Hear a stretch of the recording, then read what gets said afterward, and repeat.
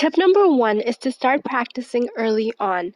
You'll feel tempted to finish content review before moving on to the practice, but don't fall into that trap. Don't sacrifice practice for content review. Practice is where most of your learning will happen, and the MCAT is a test that requires you to take the knowledge you have and apply it to different scenarios. This is something that can only be learned through practice. You might understand a concept well, but if you're not able to apply it, you're not going to do well on the MCAT. Also, the more practice you do, the more you'll understand common MCAT traps, different types of passages and questions. So practice as much as you can. Focus on your weaknesses during content review and practice.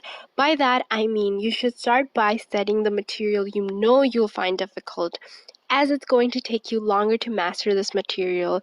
So you need to spend more time on it, preferably early on.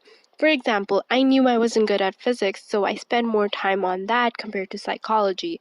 It's tempting to start on the material you find easy, but it's not going to help you in the long run. So focus on your weaknesses. Tip number 3 is to review your questions the right way. This is a crucial step in your MCAT prep, and I can't stress it enough.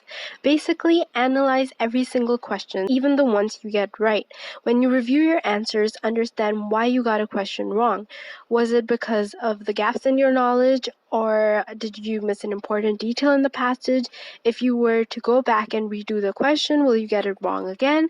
Be mindful of these things. Secondly, review all the answer choices, even for the questions you get right.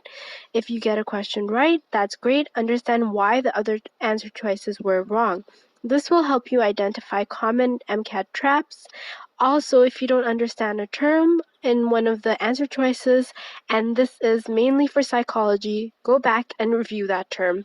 I learned so many new psychology terms this way and understood the subtle differences between similar concepts. So review your questions the right way. I hope you found this video useful, and good luck with your MCAT prep.